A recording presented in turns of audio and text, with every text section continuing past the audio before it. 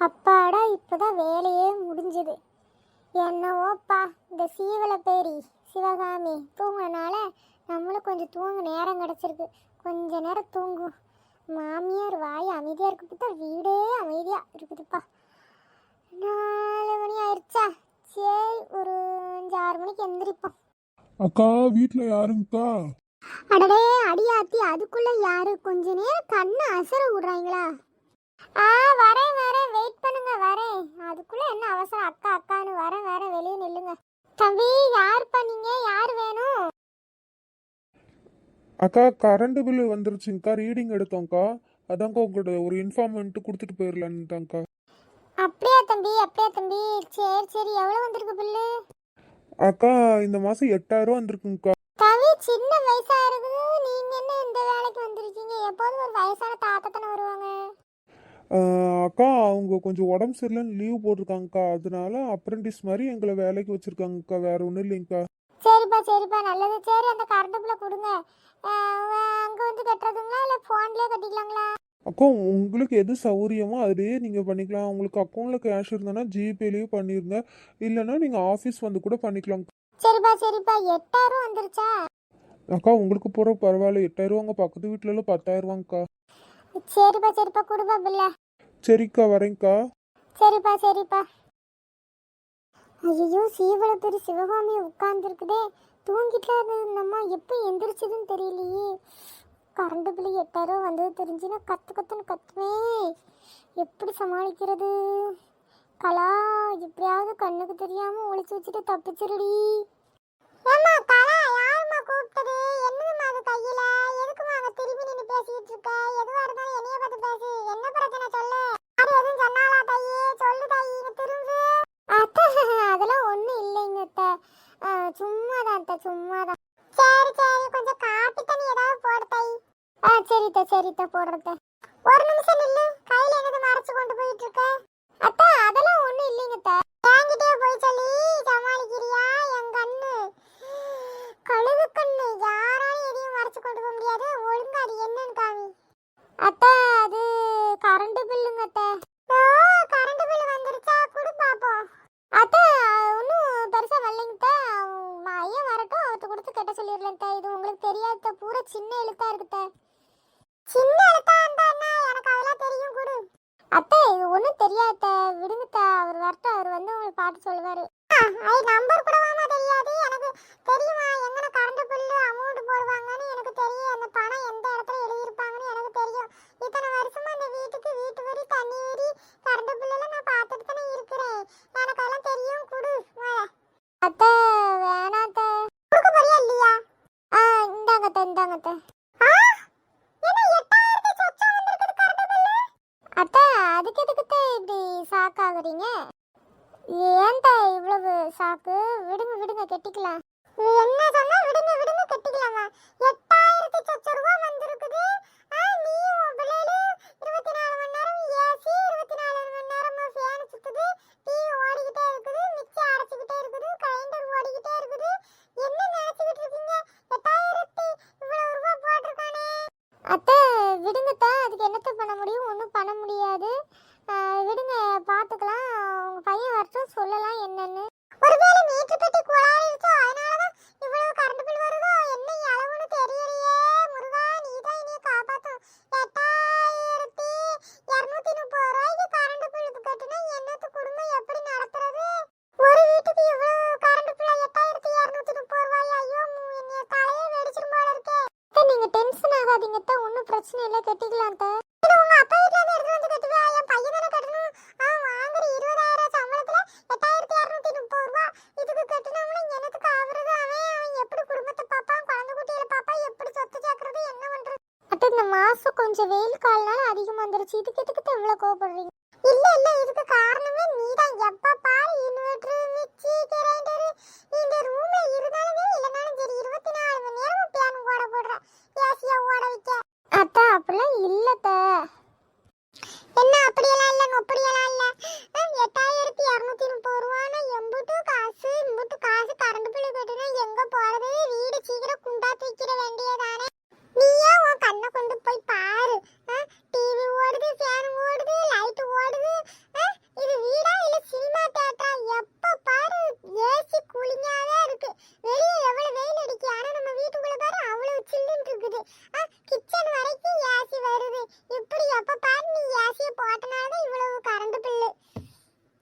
அப்ப நீங்களும் தான் விடிய விடிய டிவி பாக்குறீங்க, பகல்லையும் டிவி பாக்குறீங்க, நைட்டும் நாடகம் பாக்குறீங்க. இத்தனோண்டு அந்த டிவி இந்த கொஞ்ச நேரம் வரும் 8 சீரியல் பாப்பேன். இந்த 8 சீரியலுக்கு 8230 ரூபா வந்திருக்கு. 8 சீரியல் எந்த நேரத்துல பாப்பீங்க? எந்த நேரத்துல அடி பாப்பேன்? 8 சீரியல் தான் பாப்பேன். காலையில 10 மணிக்கு ஆரம்பிக்கீங்க. காலையில இருந்து சாயங்காலம் வரைக்கும் ஒரு சீரியல், சாயங்காலம் 6 மணில இருந்து நைட்டு 10 11 மணி வரை சீரியல். இப்படி பாக்குறதுல உங்களுக்கு தப்பா தெரியல? ஏடி ஒரு சீரியலுக்காக இவ்வளவு காசு வருது, இந்த டிவிக்காக இவ்வளவு காசு வருது. டிவி மட்டுமா யூஸ் பண்றீங்க? நாங்க மட்டுமா ஏசி யூஸ் பண்றோம்? ஒரு ரூம்ல தான் ஏசி மாட்டிருக்கோம். நீங்க என்ன சொல்றீங்க? வெக்கையா இருக்குன்னு விடிய விடிய புலம்புறீங்க. அதனால தான் எங்க ரூமை திறந்து வச்சுட்டு படுக்கிறோம். அதனால தான் ஏசி ஹால் வரைக்கும் வருது. அப்போ கரண்ட் பில் கூடுனதுக்கு நான் தான் காரணங்கறியா? நீங்க காரணம்னு நான் சொல்லவே கிடையாது. எல்லாரும் இருக்கும் இதுல பங்கு இருக்கு. காலையில உங்க பையன் எந்திரிச்சு ஹீட்ல தான் குளிக்கிறாங்க. அதெல்லாம் கரண்ட் பில் இல்லையா உங்களுக்கு? அதெல்லாம் கரண்ட்ல சேராதா?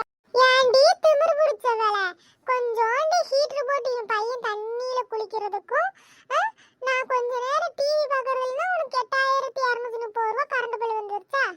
எது கொஞ்சோண்டு? நீங்களும் உங்க பையனும் கரண்ட் யூஸ் பண்றீங்களா? அத்தா கொஞ்சம் மனசாட்சியோட பேசுங்க. காலையில எந்திரிக்கிறாரு, எந்திரிச்சு ஃபோனை ஃபுல்லா சார்ஜ் பண்ணிட்டு, பவர் பேங்க் ஃபுல்லா சார்ஜ் பண்ணிட்டு, ஹெட்செட் ஃபுல்லா சார்ஜ் பண்றாப்படி பண்ணிட்டு போய் குளிக்கிறாங்க. குளிக்கிறதுக்கு 2 குண்டா நிறைய ஹீட்டர் போட்டு சூடான பிறகு தான் குளிக்கிறாங்க. அதுவும் 2 மணி நேரம் கக்கூஸ் போயிடுறது. 2 மணி நேரம் கக்கூஸ்ல உட்காந்துட்டு ஃபோனை நோண்டிட்டு இருக்குது. சொல்லுவடி சொல்லுவ, நீ என்ன வேணா சொல்லுவ. நீ நான் என்ன பொய்யா சொல்றேன் உங்ககிட்ட? ஆமா, 2 மணி நேரம் கக்கூஸ்ல உட்காந்துட்டு எந்திரிச்சு வர்றதுக்குள்ள போன நோண்டிட்டு வர்றதுக்குள்ள சுடுதண்ணி ஆறிடும். மறுபடியும் அந்த 2 குண்டாக்கு சுடுதண்ணி போடுறது ஹீட்டரை வச்சு. அதுக்கப்புறம் குளிச்சுட்டு சாப்பிட்டுட்டு போயிட்டு ஈவினிங் வராங்க. 6 மணிலேருந்து நீங்களும் உங்கள் பையனும் தான் டிவி பார்க்குறீங்க. இப்போ நான் டிவி பார்க்குறது, என் பையன் ஹீட்டரில் குளிக்கிறது உனக்கு பிரச்சனை.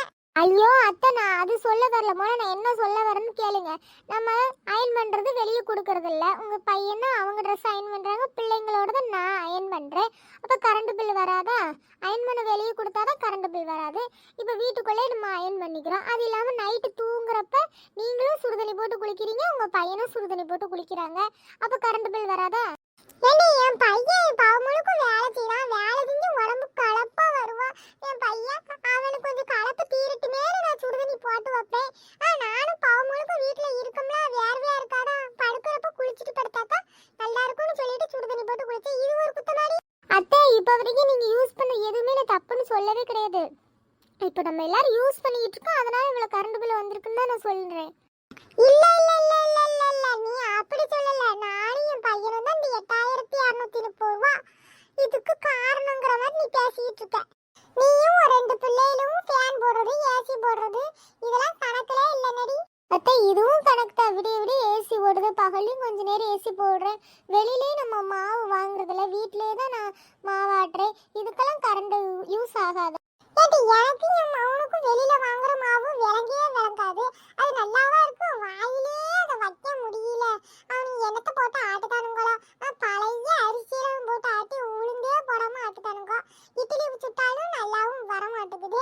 அந்த மாவுலையாடி எங்களுக்கு சமைச்சு கொடுக்குன்னு நினைக்கிறேன். அதனாலதான் உன்னைய மாவாட்ட சொல்லி வீட்டுல சாப்பிடுறோம். இதனாலயே அவ்வளவு கரண்ட் பில் வருது 8230 ரூபா. அதோட விடுறோமா? இல்ல, பால் வைக்கிறது கரண்ட் அடுப்புல தான்.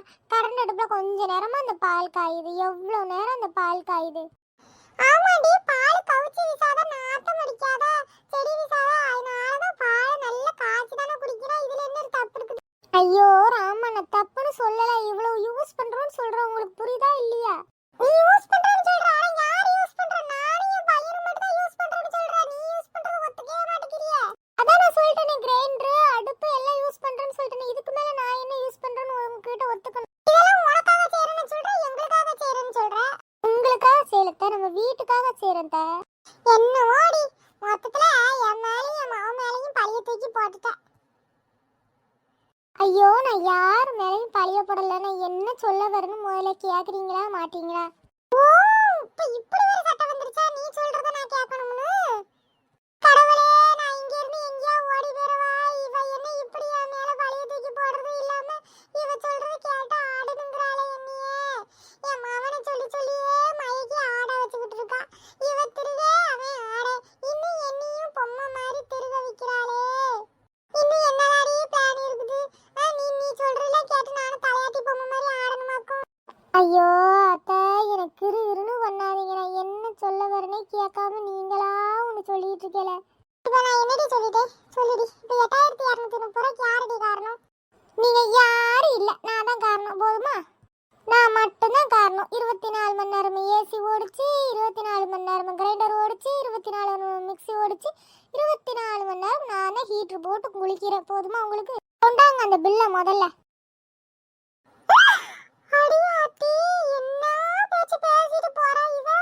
ஒரு பெரியவங்கன்னு முன்ன பின்ன பார்த்து பேசுறது இல்லையா? இப்படி மரியாதை குறைவாக இனி பேசிட்டு போ. போக இந்த வீட்ல எனக்கு மரியாதை கொஞ்சம் கொஞ்சமா குறைஞ்சிட்டு போயிட்டு இருக்குது.